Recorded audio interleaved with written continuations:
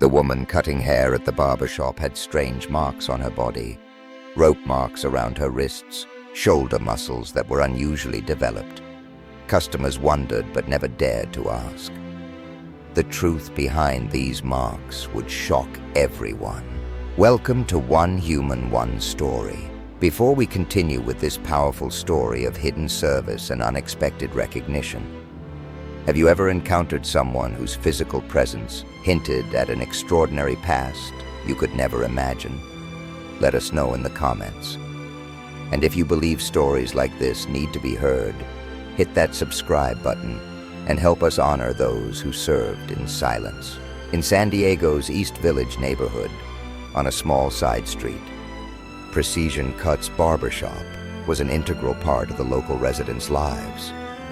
The red, white, and blue spiral barber pole, old-fashioned glass storefront, and rotating chairs created a nostalgic atmosphere. Working in this ordinary-looking shop was Maria Hernandez, a figure everyone in the neighborhood knew, but no one truly understood.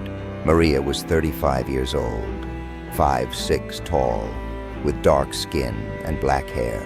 Although her Mexican accent was prominent when speaking Spanish, her English was flawless. When talking with customers, she usually spoke in short sentences and never shared more personal information than necessary. Her most striking feature was the surprising physical marks on her body. During haircuts, customers would notice strange marks on Maria's wrists. As if thick rope or chains had constantly rubbed against them, white lines were visible on her skin. Her shoulder muscles were more developed than would be expected in a normal woman. The vein structure in her arms indicated long-term intense physical activity. Her hands were unexpectedly calloused and strong. Various theories circulated among neighborhood residents about Maria. Some thought she might be a former athlete. Others guessed she might have a personal trainer background. A few people thought she might come from a difficult past, that the physical marks could be the result of traumatic experiences.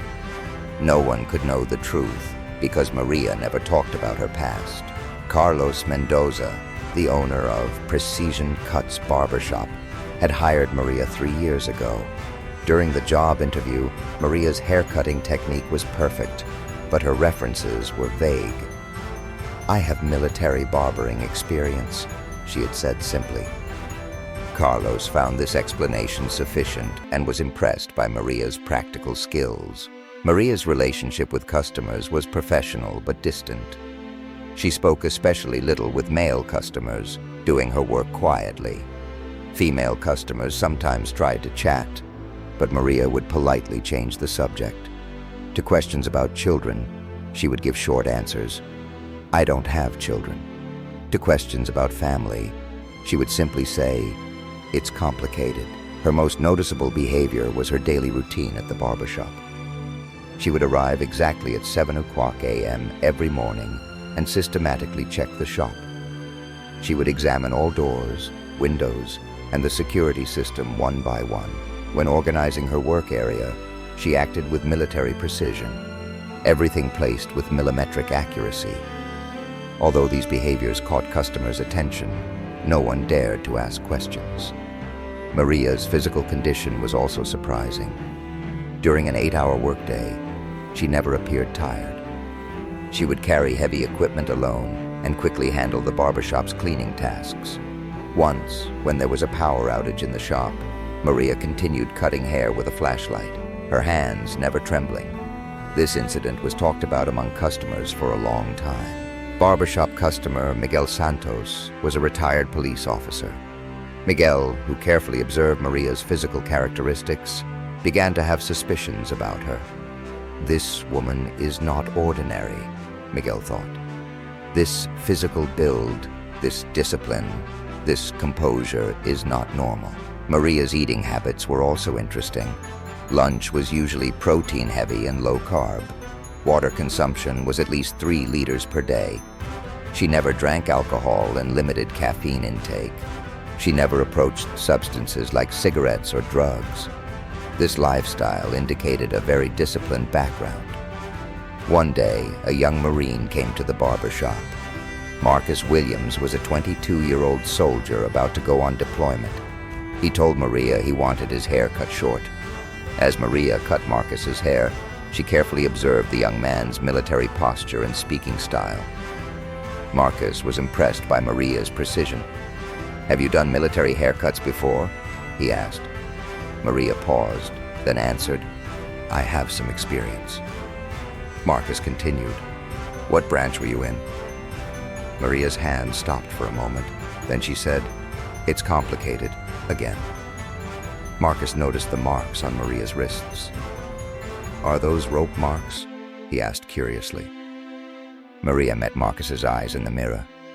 "Old habits," she said quietly. Marcus nodded understandingly. As a soldier, he knew that some pasts were too difficult to discuss. Maria's mystery also caught the attention of Dr. Jennifer Walsh, who lived in the neighborhood. Dr. Walsh, a physical therapy specialist, began analyzing Maria's body mechanics. The development of shoulder muscles, posture, hand coordination, all of these were products of very specific training. This woman must have done elite-level sports, Dr. Walsh thought. But what sport provides such comprehensive physical development? Also, these marks can't just be from sports activities.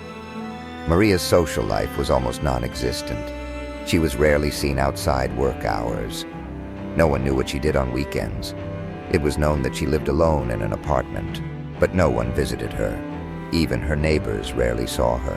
Early one Saturday morning, neighborhood resident Janet Morrison saw Maria at the beach while jogging. Maria was entering the ocean at 5:30 a.m. Janet was surprised because in October, the ocean in San Diego was quite cold. But Maria's way of entering the ocean was also surprising. Completely prepared, with professional equipment, Janet observed carefully. Maria's swimming technique was extraordinary.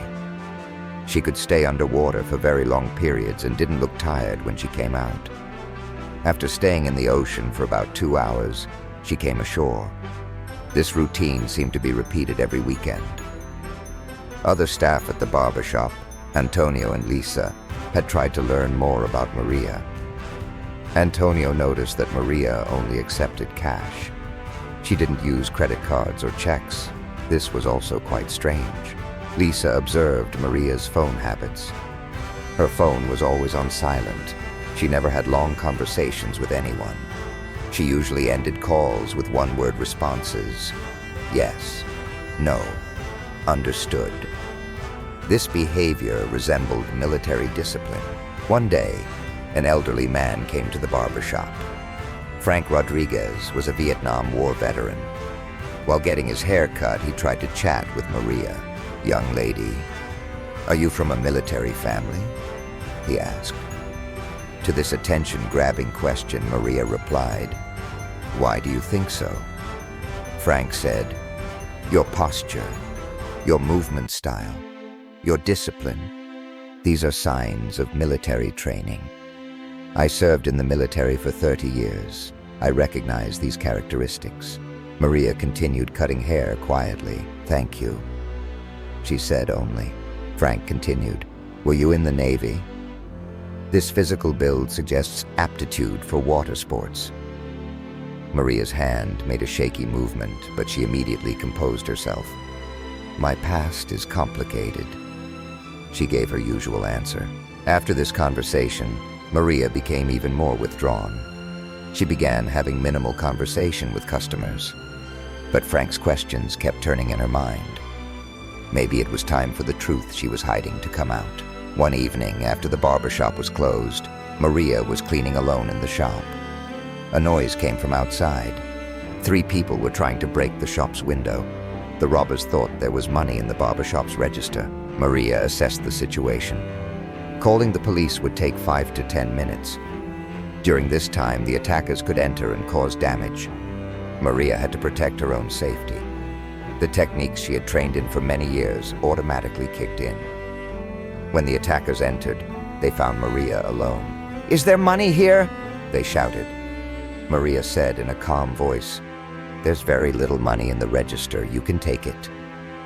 but one of the attackers decided to attack Maria. This was the critical moment that revealed Maria's true identity. When the attacker approached Maria, Maria used the combat techniques she had learned during Navy SEAL training. The speed, precision, and efficiency of her movements were surprising. She neutralized 3 attackers in 30 seconds. Her movement style was professional. She didn't use unnecessary force, but it was definitely effective. The attackers found themselves on the ground without understanding what had happened. Maria called the police. "Connect me to 911. There's an attempted armed robbery at Precision Cuts Barbershop. 3 suspects have been neutralized." Her voice tone was completely calm and professional. When the police arrived and saw the situation at the scene, they were shocked. How had 3 strong people been neutralized so effectively by one woman? When they asked Maria, she said only, "I tried to defend myself." While the police report was being written, Maria's identification was checked. At this stage, an interesting situation emerged in the computer system. Maria's name appeared in a restricted access database. A normal police officer couldn't access this information. The next day, an unexpected visitor came to the barbershop. Commander Sarah Mitchell from the Navy had come to talk with Maria. Carlos and the other staff were surprised. Why did a Navy officer want to meet with Maria? Commander Mitchell spoke privately with Maria. "Petty Officer Hernandez," she said. This was Maria's former military rank. "I heard about what happened last night. Your identity might not remain secret anymore," Maria replied. "Understood, ma'am." Her voice tone suddenly turned to military formality. Commander Mitchell said, "They need to know your true identity, both for security and for honor purposes." That evening, Carlos closed the shop early. Maria sat with the staff and some regular customers. Commander Mitchell was also present. It was difficult for Maria to begin speaking, but secrets could no longer be kept. "My real name is Maria Elena Hernandez," she began. "I served in the U.S. Navy for 12 years. My last 6 years were spent in special operations with the Navy SEALs." The room fell silent. Customers looked at Maria in shock. Carlos's mouth hung open. "SEAL," Antonio repeated. Commander Mitchell continued. "Petty Officer Hernandez served in special operations, hostage rescue, underwater demolition. She has 3 Bronze Stars, 2 Purple Hearts. She participated in classified operations." Maria explained, "The rope marks on my wrists are from climbing training, shoulder muscles from carrying heavy equipment, hand calluses from weapon handling. These marks are proof of my past." Dr. Walsh said, "That's why your physical condition was so good. SEAL training is the world's most demanding physical and mental training." Frank Rodriguez, the Vietnam veteran, looked at Maria with respect. "I knew there was something about this woman," he said. "A SEAL? This is incredible. I'm honored to meet you." Marcus, the young Marine, said, "Ma'am, you're a role model for me." "What challenges did you face as a female SEAL?" Maria replied, "Physical standards were the same as for men. There were no privileges. But I wanted this challenge. I wanted to prove that women could do it too." Commander Mitchell said, "I can't share details of Maria's classified operations, but I can say this. She saved many lives and made great contributions to national security." Carlos asked, "Maria, why are you working at a barbershop? You could have stayed in the Navy." Maria said, "I had to take early retirement due to PTSD and physical injuries. Service at sea was no longer possible, but there are different ways to serve the country. Here, in this neighborhood, I serve people. Maybe it's a small contribution, but it's meaningful. Also, I found peace here. After battlefields, adapting to normal life is difficult. This job gives me calmness," she continued. Dr. Walsh asked, "How do you cope with PTSD?" Maria said, "Swimming in the ocean is like therapy. Breath control underwater was the foundation of SEAL training. Now these techniques help me manage stress. Also, serving people makes me feel good. Janet Morrison said, "When I saw you at the beach on weekends, I was curious. Now I understand. This is part of your healing process." Maria nodded. "Correct. The ocean was like my home. Now it's my therapy area." Commander Mitchell said, "Maria, if you want to return, there are instructor positions available. You could train the new generation of SEALs." Maria replied, "I'm happy here for now, but I might consider it in the future. Passing my SEAL training to the next generation is important." From that day on, Maria's life completely changed. The number of customers at the barbershop increased. People came to see a real SEAL. But Maria continued working with the same professionalism. Neighborhood children began seeing Maria as a hero. Maria started spending special time with children, mentoring them on discipline, determination, and goal setting. The local high school invited Maria as a motivational speaker. "Set your goals, work hard, never give up," she spoke to students. "Your gender, your background, your limitations don't stop you. Believe in your own strength." The barbershop became a center point in the neighborhood. Veterans began visiting Maria. A PTSD support group was formed. Maria's experience helped other veterans. Carlos changed the barbershop's name to Precision Cuts, Home of a Hero. Maria's military photos, within limits, were hung on the walls. The barbershop became the meeting point of the veteran community. When Maria's story was reflected in the media, it gained nationwide attention. Women's rights organizations began showing her as an example. Military Times magazine made it a cover story. In a TV interview, Maria said, "Being a SEAL was my dream. There was no fear of rejection. I just wanted to do my best. For success, gender is irrelevant." Many young women were inspired by Maria. The number of female applications in military recruitment increased. Maria had unwittingly become a role model. A year later, Maria returned to the Navy as a part-time instructor. She worked at the barbershop during weekdays and trained SEAL candidates on weekends. This arrangement was perfect for both sides. Working with Dr. Walsh, they conducted research on combat PTSD recovery. Maria's experience contributed to academic studies. Together with Frank Rodriguez, they started a veteran mentorship program. Older veterans provided guidance to young service members. Marcus Williams, after returning from deployment, sought career advice from Maria. "I want to transition to special operations," he said. Maria directed him to appropriate training programs. Commander Mitchell included Maria in policy discussions at the Pentagon. Maria's experience was valuable for the situation of women in combat roles. Maria's barbershop was now not just about haircuts, but a community healing center. Military families came here and found support. PTSD counseling, career guidance, and community bonding took place here. 2 years later, Maria was nominated for the Congressional Medal of Honor. The heroism she showed in combat was finally receiving recognition. At the ceremony, Maria stood with her neighborhood friends. In her award speech, Maria said, "Heroes don't wear uniforms. Heroes are found in everyday life. I'm just a barber serving my community. But if my story inspires other women, that's the greatest reward."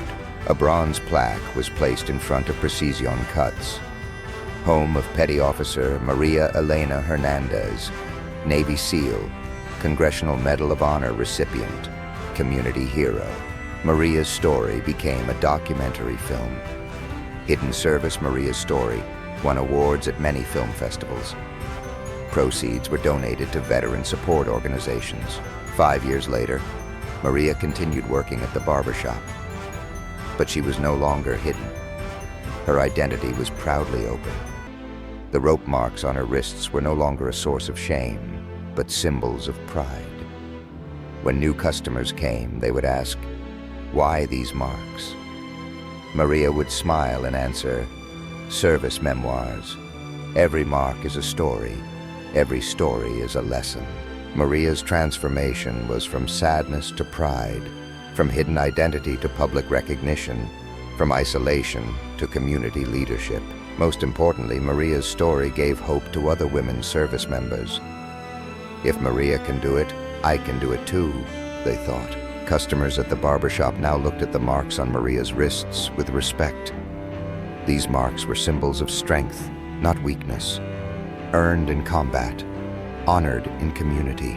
The barbershop had evolved from a simple hair salon to a beacon of hope for veterans and a testament to the power of service, sacrifice, and second chances. Maria's journey from the depths of the ocean to the heart of a community proved that heroes come in all forms, and sometimes the most extraordinary stories are found in the most ordinary places.